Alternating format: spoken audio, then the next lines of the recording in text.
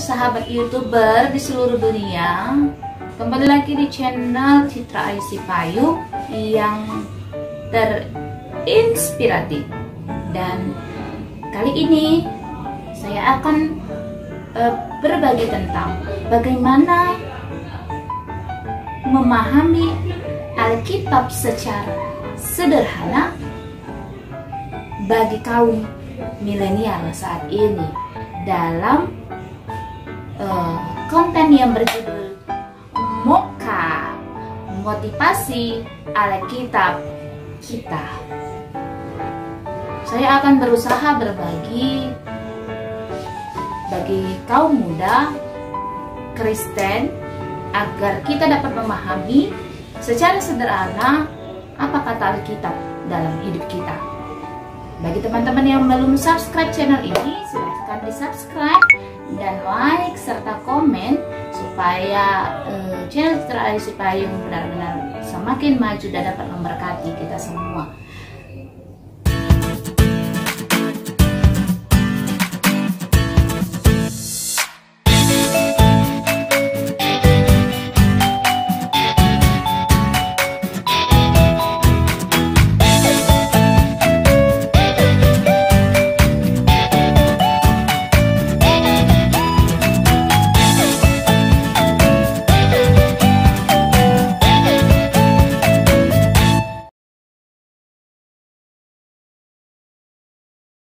Ada yang bertanya kepada saya, Kak, bagaimana sih supaya kita tidak mudah dipengaruhi oleh orang lain untuk melakukan dosa? Bagaimana sih caranya agar tidak mudah terpengaruh oleh dosa? Aku niat kali loh untuk tidak mencontek di kelas. Aku niat sekali loh ketika ujian tidak mengopek. Aku niat sekali loh tidak menceritai teman-temanku. Aku niat sekali tidak bergosip, tapi kenapa ya? Sering sekali aku jatuh ketika ada orang lain mengarahkanku. Sering sekali aku terpengaruh dengan orang lain yang kelihatannya memang itu sepertinya tidak salah, namun ketika saya melakukannya saya merasa bersalah. Pada kesempatan kali ini kita akan belajar tips agar kita tidak mudah terpengaruh orang lain untuk melakukan hal yang tidak benar. Kita akan belajar melalui kisah Adam dan Hawa di Taman Eden dari Kejadian 3 ayat 1 sampai ayatnya yang ke-7. Kita akan belajar 3 tips agar tidak terpengaruh kepada hal yang salah. Yang pertama, jangan dekati pencobaan. Sering sekali kita tidak menyadari bahwa kita adalah orang yang lemah. Mungkin kita bisa menahan diri kita ketika ada orang lain berusaha mempengaruhi kita untuk melakukan hal yang salah. Mungkin 1-2 kali kita lolos dari hal tersebut. Mungkin ketika teman-teman melihat atau berada di lingkungan orang-orang yang melakukan hal yang tidak benar, merasa diri kita itu kuat untuk menolak itu. Kita tidak tahu apa yang terjadi ke depannya. Kita menganggap diri kita itu mampu menghadapi pencobaan. Ketika kita melihat ada orang lain misalnya minum minuman keras, merokok, minum alkohol atau yang lain sebagainya, menggunakan narkoba, kita mungkin merasa kita mampu mengatasi diri kita. Tapi sadarlah, pada kenyataannya kita ini adalah manusia yang lemah. Kalau kita terus-menerus dipengaruhi, ayolah bermain game saja, kita tidak usah belajar. Ayolah, gak usah pusingkan apapun, karena memang gak belajar pun bisanya mencontek. Gak apa-apanya, main-main aja, tidak usah belajar, tidak apa-apa, kita kan masih muda. Sekali 2 kali kita mungkin bisa menolaknya. Tetapi pergaulan yang tidak sehat akan mempengaruhi kehidupan kita. Lama-lama dengan segala bujuk rayu dan ketidakmampuan kita memahami, apalagi di masa yang muda ini, darah muda, semangat berapi-api gitu. Bahkan ketika ada orang yang mengingatkan kita merasa, apa perlunya kau mengingatkanku seperti itu, tidak ada gunanya.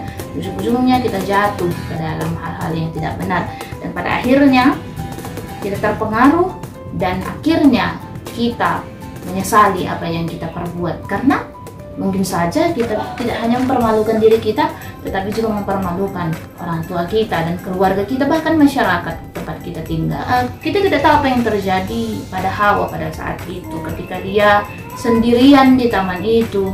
Kan bisa saja dia tidak mendekati pohon itu, tapi kenapa ketika si ular berkata bahwa dia tidak akan mati, mereka tidak akan mati, kamu tidak akan mati jika makan buah itu, mengapa dia bisa berada di dekat pohon itu dan memegang buah itu lalu memakannya? Itu berarti dia dekat pada pencobaan itu. Pada ayat yang pertama kita melihat bahwa Alkitab menerangkan adapun ular adalah binatang yang licik dari segala binatang yang Tuhan telah ciptakan. Apakah Hawa tidak tahu bahwa ular itu dapat merupakan binatang yang licik atau cerdik? Apakah Hawa tidak mengenal? Tentu bukan itu alasannya. Pastilah dia tahu dan dia mengenal, karena Allah memberikan kuasa kepada manusia pertama untuk memelihara ciptaannya, untuk berkuasa terhadap ciptaannya. Tetapi apa yang terjadi? Dia malah dekat dengan ular tersebut. Dia malah mau berdialog dengan ular yang dikatakan licik tersebut. Begitu pula dengan kita. Pasti kita telah mengenal orang-orang yang ada di sekitar kita. Ketika kita tahu bahwa teman kita itu suka bergosip misalnya, ya jangan didekati supaya kita tidak terpengaruh. Kan begitu. Gampang sebenarnya. Ketika kita merasa bahwa kita ini lemah dan kita gampang untuk dipengaruhi orang lain, jangan mau bergaul dengannya. Saya tidak mengatakan bahwa kita pilih-pilih teman dalam bergaul, tapi memang harus demikian. Ketika kita tahu bahwa orang tersebut dapat membawa pengaruh yang tidak baik bagi hidup kita, apalagi pada masa muda kita saat ini, tinggalkan, jangan berteman dengannya. Saya tidak mengatakan Anda memusuhinya, tidak. Tetapi untuk bergaul karib, seperti apa kata pemazmur, aku tidak duduk bersama golongan pencemooh. Tentu seperti itu juga kita selaku orang percaya. Jangan berusaha bergabung dengan mereka. Bahkan jangan pernah iri dengan apa yang mereka kerjakan. Jangan pernah iri ketika melihat si pengopek, si pencontek mendapat nilai yang bagus. Jangan pernah iri ketika teman-teman yang mabuk-mabukan, yang minum alkohol, yang memakai narkoba, kelihatan kehidupannya itu bahagia. Kita tidak tahu. Jangan marah kepada mereka yang suka menceritai orang lain, suka menjelek-jelekan orang lain, tapi kelihatan kehidupannya begitu bahagia, seperti tidak ada penderitaannya. Kita tidak tahu apa yang akan terjadi kepada mereka. Jangan pernah iri kepada orang-orang yang seperti itu, tetapi hindarkanlah diri kita dari golongan ataupun kelompok-kelompok yang demikian. Tips yang kedua, jangan ragu menolak. Jangan ragu menolak. Ketika orang lain berusaha mempengaruhi kita, tidak usah menjelaskan apapun kepada mereka. Tentu kita memiliki pertimbangan sendiri apa yang baik dan yang tidak baik, yang harus kita lakukan dan yang tidak harus kita lakukan.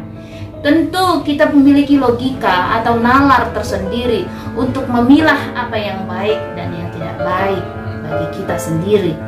Tentu bukan orang lain yang menentukan apa yang baik bagi kita. Bukan orang lain yang mengetahui mana yang terbaik yang harus kita lakukan, apakah itu benar atau tidak benar di hadapan Tuhan. Tentu kita memiliki hati nurani kita sendiri untuk memilih jalan yang benar tanpa harus mengklarifikasi kepada orang yang berusaha mempengaruhi kita. Apa yang terjadi dengan Hawa, teman-teman? Dia gagal memahami apa maksud dari si ular. Seolah-olah dia berusaha menerangkan apa yang maksud Tuhan bagi kehidupan mereka di taman itu, tetapi ternyata dia terjebak pada dialog yang menyesatkan. Dia berusaha untuk meluruskan pemahaman si ular yang sebenarnya hanya berusaha untuk menghasut pikiran dari Hawa. Dan apa yang terjadi ketika Hawa memakan buah itu dan memberikannya kepada suaminya? Teman-teman sekalian, yang terjadi adalah Adam juga gagal memahami apa yang sebenarnya terjadi. Tanpa penolakan, dia makan buah itu dan terbukalah mata mereka berdua. Sebagai orang yang pertama kali Allah berikan mandat atau perintah atau larangan, tentu Adam bisa saja menolak apa yang istrinya berikan kepadanya. Tetapi apa yang terjadi, kembali lagi nalar kritisnya dibutakan oleh keinginan. Ketika Hawa melihat buah pohon itu begitu cantik dan begitu enak untuk dimakan, apalagi itu memberikan pengetahuan tentang yang baik dan yang jahat. Bahkan si ular berusaha mengacaukan si Hawa dengan mengatakan bahwa mereka akan menjadi seperti Allah. Tentu itu membuat seolah-olah terlihat mata itu baik, padahal itu ternyata membawa kematian bagi mereka. Nah, begitu juga bagi kita saat ini, kaum muda. Kita mungkin berpikir apa yang orang lakukan itu baik. Kita mungkin berpikir itu cantik atau apa yang terjadi itu di hadapan kita itu adalah hal yang benar, padahal itu bukan hal yang benar. Kita terpengaruh tanpa memiliki logika berpikir bahwa itu tidaklah benar. Sekali-sekalinya mencoba merokok misalnya, sekali-sekalinya aku shopping misalnya, menghabiskan sekian juta misalnya, sekali-sekalinya aku jalan-jalan ke sana kemari, sekali-sekalinya aku ikut dengan mereka. Setelah itu tidak. Ternyata sekali-sekali itu membuat menjadi 2 kali, 3 kali, dan akhirnya kita terjerumus ke dalamnya. Jadi jangan pernah ragu menolak. Seandainya Hawa menolak perkataan si jahat tanpa harus berdialog dengan si jahat, tanpa harus berusaha meluruskan pemahaman si ular, tentu dia tidak akan terpengaruh.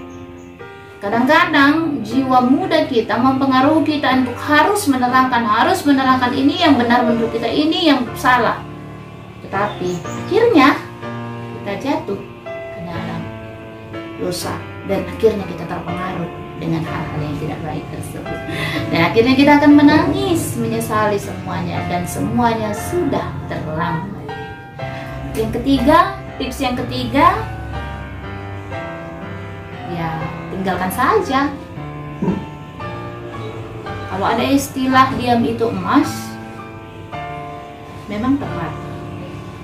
Ketika kita merasa bahwa kita lemah dan tidak ada gunanya memberikan dialog atau meluruskan apapun kepada orang lain, diam saja.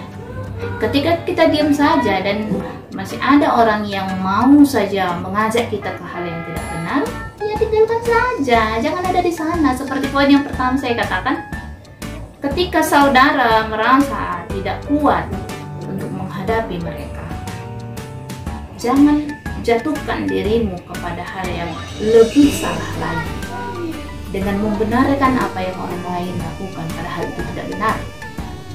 Seperti yang saya katakan, bahwa pemazmur Daud mengatakan bahwa aku tidak bergabung dengan golongan pencemooh. Itu berarti kita kita harus pergi meninggalkan orang-orang yang berusaha mempengaruhi kita. Sebenarnya tidak ada alasan. Tidak ada alasan bagi kita untuk menyalahkan orang lain ketika kita jatuh ke dalam dosa dan kesalahan. Tidak ada alasan bagi kita untuk menuntut dan menuduh orang lain. Teks Kejadian katakan, ketika Allah datang menemui mereka, manusia pertama itu, mereka bersembunyi dari hadapan Tuhan. Bahkan ketika Allah bertanya, apakah kau makan buah dari pohon yang aku larang? Mereka saling menuduh. Jadi tidak ada sebenarnya hak kita untuk menyalahkan orang lain ketika kita jatuh ke dalam dosa. Karena kita dipengaruhi. Aku itu labil, masih labil. Ketika kita berkata kita masih labil, sebenarnya kita telah sadar bahwa kita bisa membedakan apa yang baik bagi kita dan apa yang tidak baik bagi kita. Kita tahu sebenarnya bahwa mencontek itu tidak baik, dan kita hanya mencari alibi untuk menyalahkan orang lain. Kita hanya mencari kambing hitam untuk menyalahkan orang lain. Kita hanya mencari daun atau daun dari pohon ara untuk menutupi kesalahan kita. Kita tidak menyadari bahwa sesungguhnya kita bertanggung jawab untuk diri kita sendiri.